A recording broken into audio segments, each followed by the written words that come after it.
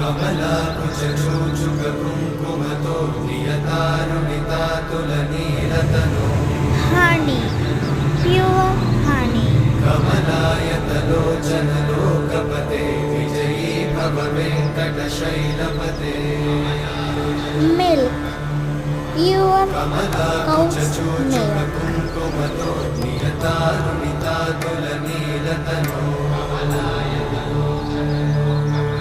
कमलायतलोचनलोकपते विजयी भव वेङ्कटशैलपते स चतुर्मुख षण्मुख पञ्चमुख प्रमुखाखिल दैवतमौळिमणे